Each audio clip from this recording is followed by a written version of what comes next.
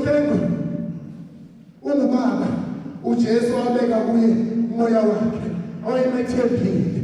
Ubani omethembile ngomoya wakho? Ubani omethembile ngomoya wakho? Zikhona izandla kodwa umoya ngeke sikwazi ukuwulawula.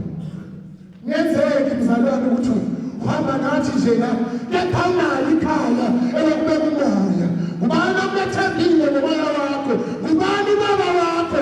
Ubani ombiza ngobaba omethembile ukuthi ngayinsuku zokugcina umoya wakho uzawulanda? Uthi ezandleni zakho uyawubeka umoya wakho. Ayikho insindiso edlula le nephelelisiwe ukuthi umoya wethu siwugcine ezandleni zikaMakandla kuNkulunkulu lapho sizalobusha.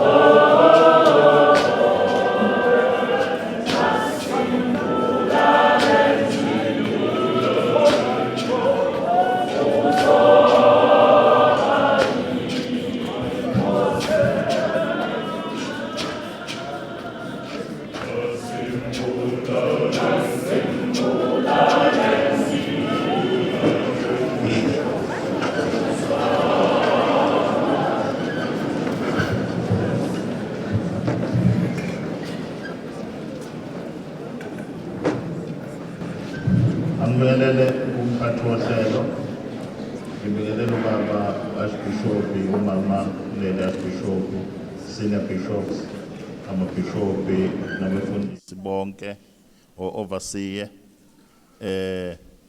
ibandla lonke abesilisa abesimame bonke nganibingelele egameni lenkosi yethu uJesu.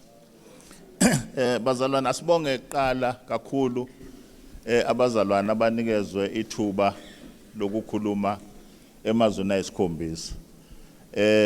Nami bangenzele umsebenzi walula kakhulu. Ngizo summarize nje isifundo esitholakele ukuthi njengoba kade bekhuluma isiphi isifundo thina esitholayo. Ngoba uJesu njengoba ayibethelwa mhlawumbe angiqale la angizungena kumazwi kade bakhuluma abaholi verse to verse kodwa mhlawumbe khona la kuzongena khona as referrals yezinto abayikhulumile. Alibonge igama lenkosi. Mhlawumbe ngiqale la indaba kaJesu bazalwane ukuthi uJesu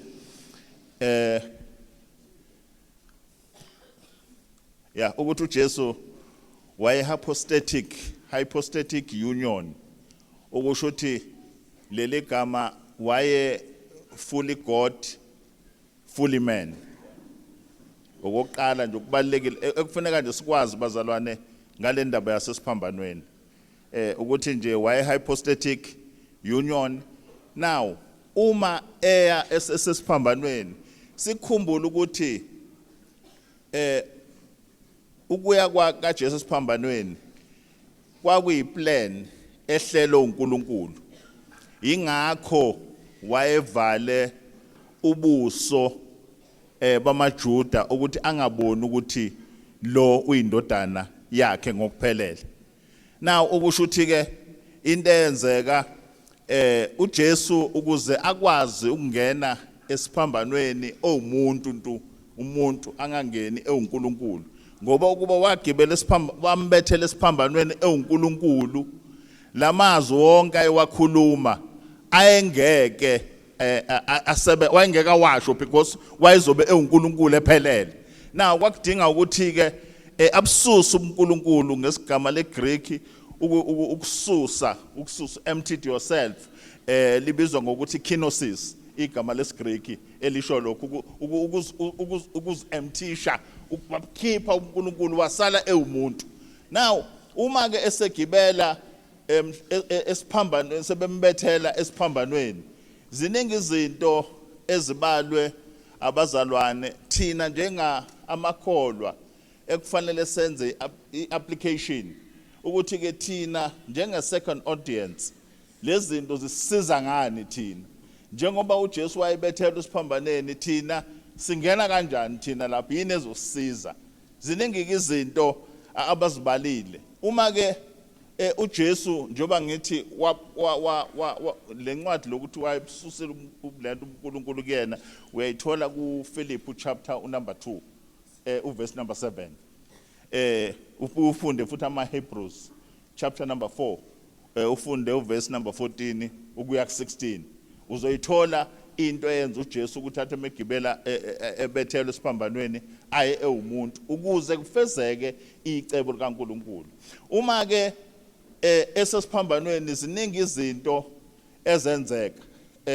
Number 1 mhlambe ngicela ukuphawula ukuthi njengoba wayeumuntu esesiphambanweni kwakufanele ukuthi ome ngoba komuntu phaqa bazalwane komuntu phaqa. So ke njoba ayigibele lapha ukuze ome kufezeke necebo likaNkulunkulu khona izinto ezenzeka kumuntu uma ngabe ekuma difficulties noma eseyinkingeni zenzeke kumuntu njengoba silana ziningi izinto ezenzeka kuthina ekufanele sazi ukuthi uma yenzeka lento sizokwenza njani. uJesu kwafika ithuba lokuthi ome ngoba wayekade eshawa enziwa yonke lento. So ke ukushawa kwakhe ngoba beningi imibuzo evuka kubazalwane ngendaba kaThesti ukuthi woma kanjani uma yena uNkulunkulu ingakho ngiqala la ukuthi akazange esiphambanweni ubuNkulunkulu wayebeke eceleni bazalwane. Now enento ekufanele siyibhekeke esi-apply kuthina bazalwane ilento yokuthi njengoba lamazwi sefundiwe khona i-forgiveness, khona i-care, kube khona i-salvation. I-salvation la kulamazwi esikhombisa ihamba from izwi lokuqala kuze kufike lika number 7. Uyabona uma ubheka le lokuqala uJesu angithi lapho akanabo uNkulunkulu uthi baba bathethelele. Now uma umuntu ethethelela omunye umuntu angithi ngikonile bese ngikuthethelela lapho kuzaleka isalvation because uyasindiswa ngokuthethelela umuntu naye akuthethelele then uwamukela insindiso. Then 2 uma iselelesi naso ngokunjalo uJesu ekhuluma naso sithola ukusindiswa ezoba sona siza kuJesu abe naso eparadise. Then uyayithola lento ukuthi naso sizuza ukusindiswa bazalwane. Now there are times whereby abazalwane benezinto eziningi abangazi ukuthi bazoyisusa kanjani ukuze baye kuJesu. Then ukuya kuJesu kubiza ukuthi uzidele, uyazidela uma uya kuJesu. Iselesi sayidela lesesinye sasimthuka uJesu kodwa lesi singapha sayidela. So kubiza ukuthi thina njengebandla kufanele sizidele ukuze sizuze isalvation.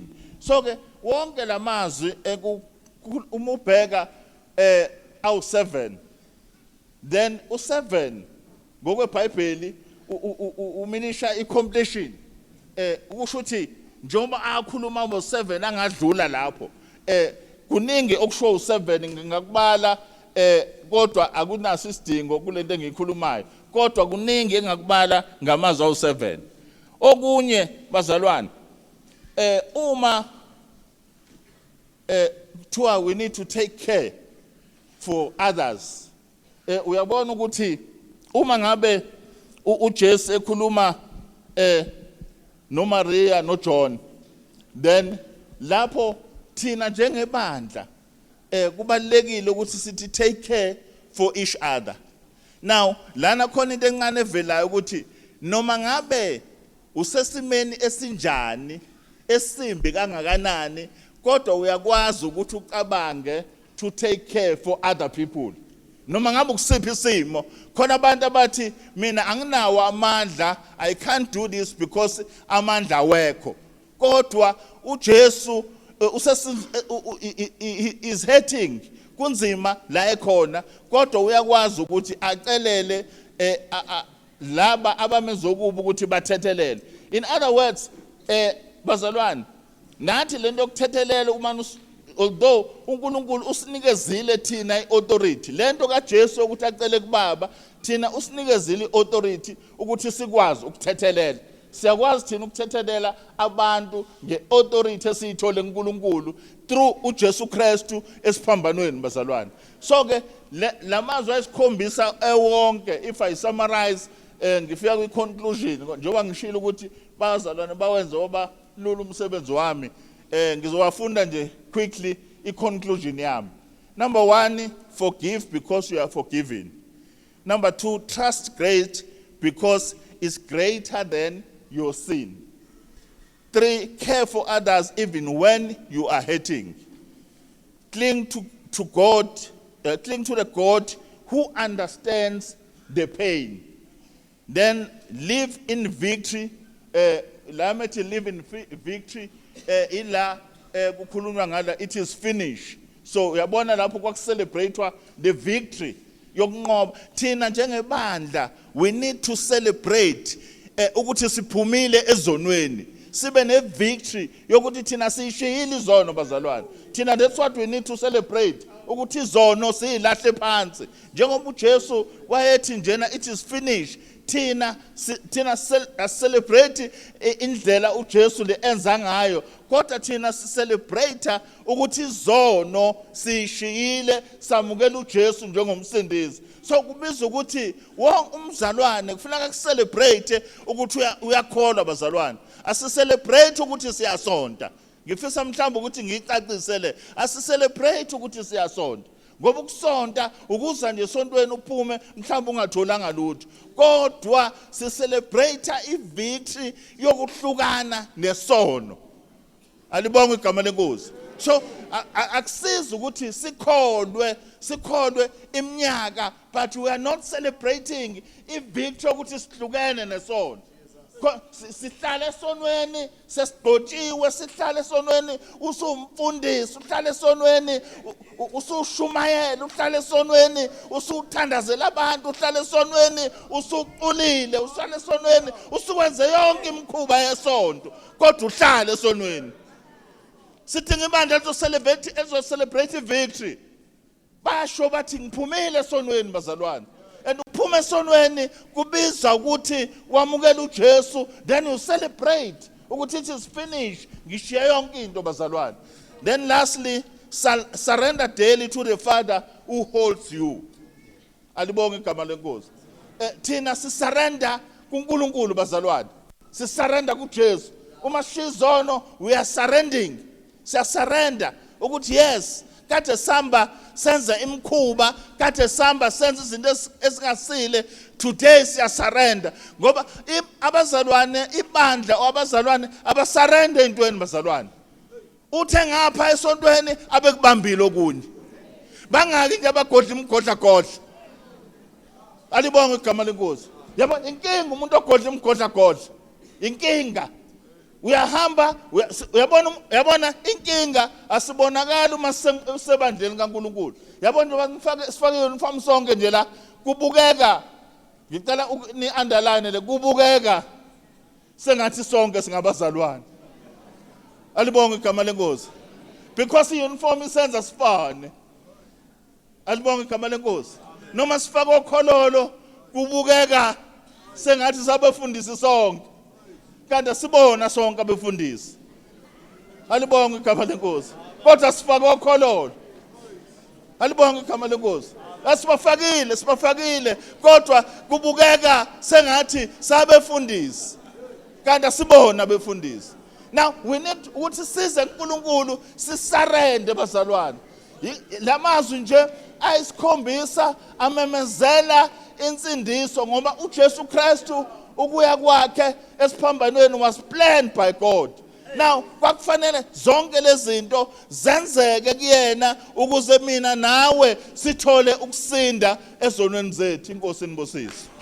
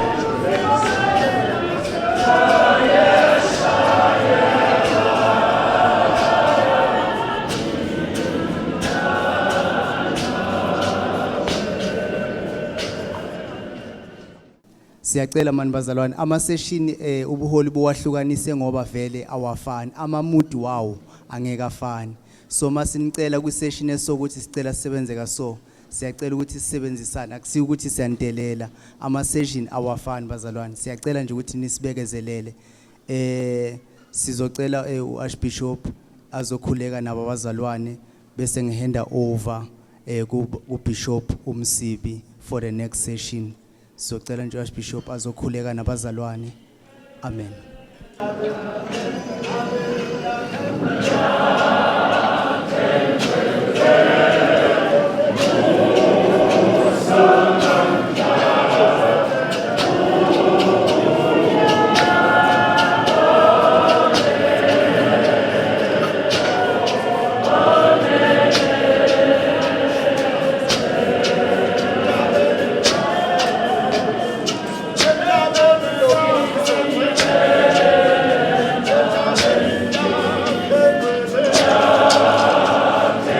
Amen.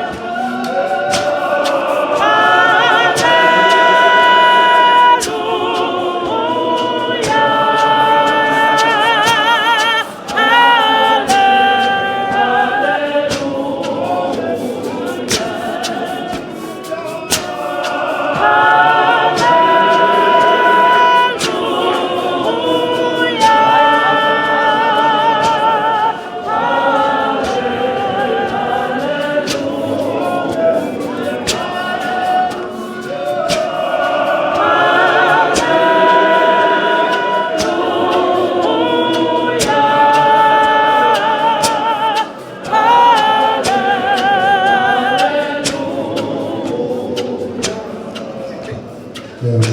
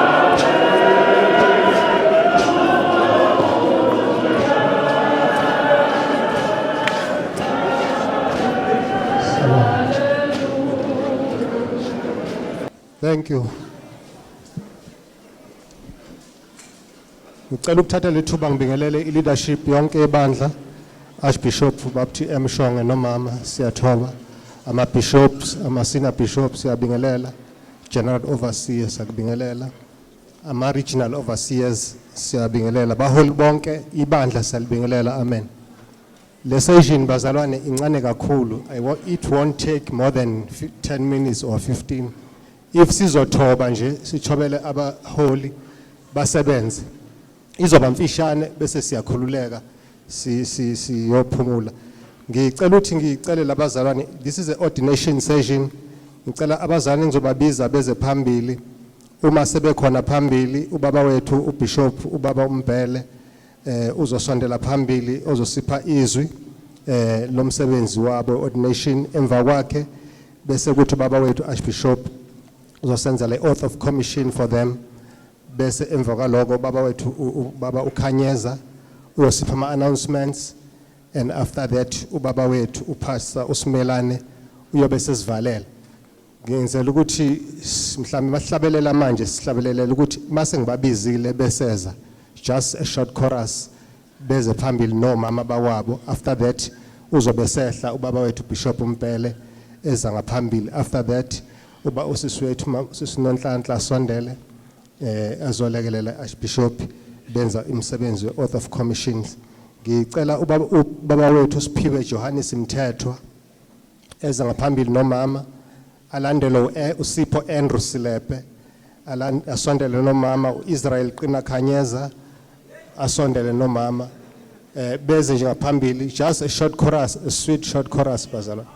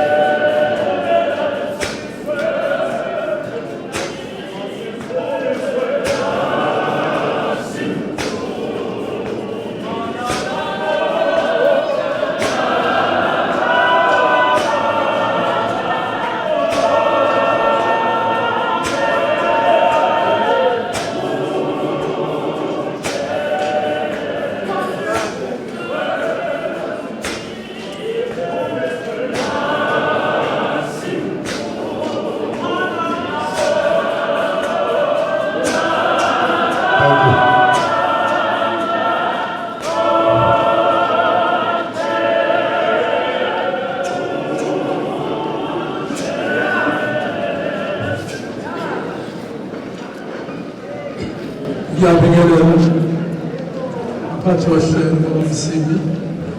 Ngiyabingelela babawethu baqashe shobona. Ngiyabingelela kubo bonke ukhona ngaphakathi. Sibingelele ibandla lonke kwelihle igama leNkosi yethu Jesu Kristu. Amen. Sicela nje uthatha ithuba nje lokubonga nje abazalwane abaphambi kwethu ukuba sizogcina noma sizofeza inkonzo yokuthi namhlanje kunomsebenzi abanikwa wona. Haleluya bazalwane. Uma uzonikwa umsebenzi usukunika wona umsebenzi uba kusuke kufanelekile ukuthi ubonakalile ukuthi ungawenza lo msebenzi. Ngalo bazalwane bangizwa yini? Akekho umuntu onikwa umsebenzi ukuthi ngaleka ukuthi athole umyalelo ukuthi akenze lo msebenzi. Akekho umuntu ofaka emsebenzi ngokuthanda kwakhe, but kusuke kunento esiqhamukile esiyiqonde kuyena ukuthi makenze lo msebenzi. Ngisacela ukusithatha uFirst Timothy bazalwane. Ngizofunda nje verse 1. First Timothy chapter 4 verse 12. Verse number 12 fundeka kanje. Makungabikho umuntu odelela ubusha bakho, kepha yiba isibonelo kwabakholwayo ngezwi, nangenkambo, nangothando, nangokukholwa, nangokuhlanzeka. Amen. Umbhalo lencwadi umpostoli Paul ekhuluma nomntana wakhe uTimotheo. Uyamluleka ke bazalwane. Uthi mangabibikho odelela ubusha bakho. Haleluya bazalwane. Akapheli ke ngalokho. Uzwakala eqhubeka bazalwane. Athi iba isibonelo kwabakholwayo ngani bazalwane ngezwi.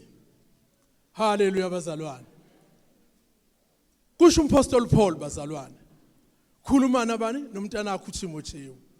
Uthi bisibonelo kwabakholwayo nangezwi. Akabonga uNkulunkulu. Aphinde futhi athi ibo sibonelo nangenkambo yakho ke. Haleluya bazalwane. Yiba isibonelo nangokuhlanzeka. Haleluya bazalwane. Kusho ukuthi ngesikhathi usuthola umsebenzi osunuyona, kusho ukuthi kunezinto ke kusefanele uqoqe kuzona. Haleluya bazalwane. Kunezinto okufanele ukuthi uzikhulekele ukuthi bazalwane mawuzohamba endleleni yakho ohambeni lwakho, lezo zinto zikhulekele ukuthi zingakahleli endleleni yakho. Uthi bisibonelo kwabakholwayo ngezwi. Izwi elisiza umuntu ohambeni lwakhe. Izwi elilekelela umuntu mangabe esethole umsebenzi awenzayo. Kumele makamukele izwi lingene ngaphakathi kuye bese liyambusa kwelihle igama leNkosi uJesu Kristu. Amen. Uncane nje engicela ukuthi ngikucele phambi kwebandla. Bazalwane bengicela ukuthi labazalwane enibabona la yimi osuke engisukile ngaya kubo ngabacela ukuthi ba-ordainwe because ngibona ama contributions abazowenza ebandleni uma seba-ordainiwe. Yimi osukile ngabacela abanye babo bangafuni. I insisted ukuthi ba-ordainwe ngoba ngibona ukuthi bazoba usizo ebandleni. Bazalwane thina esithanda leli bandla, wherever we are sifuna ukubona i-performance i-up to scratch. Wherever we are, sikuyi-funeral, sikuphi, we are concerned ukuthi ibandla malenze kahle. Now labazalwane ngicela ukuthi noma ulokhuza kwenza kanjani, ngicela wazi ukuthi uArchbishop oba ordaine ngenkani beze ba accepta ukuthi ba ordaine. Usiphiwe bazalwane ibranch yase Soshanguve abobaba usibanze bangafakaza yaqalwa uSiphiwe noThabo noBaba uSibanzi. Le branch yaseSoshanguve njengoba ingaka yaqalwa uSiphiwe awumfana omncane wesonto angana position. Thabo ngicela usukumi uze la ngaphambili. Bazalwane aboThabo laba bafika la ebandleni ngicela umela babancane bazalwane bastarta bamisa ibranch yaseSoshanguve. Now bazalwane okungilimazile ngoba ngibiza noThabo la okungilimazile bazalwane ngiye ngabona ukuthi kunabaholi abasebenzisa ama powers wokuba abaholi uqindezela ezinye ingceku ezenza kahle ebandleni. Ngiyaphinda ngicele labantwana ukuthi beze la ngaphambili ngoba ngibonile ukuthi kunabaholi ebandleni that they use iposition abanayo ukucindezela abantwana abasebandleni abaneziphiwo.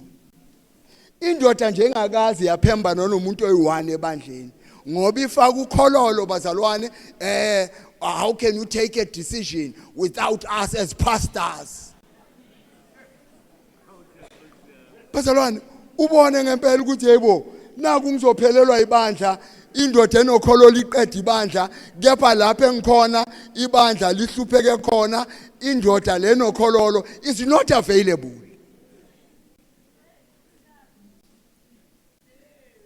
Then bazalwane ngase ngiyabacela labantwana ukuthi ngicela ukuthi babe ngama pastors.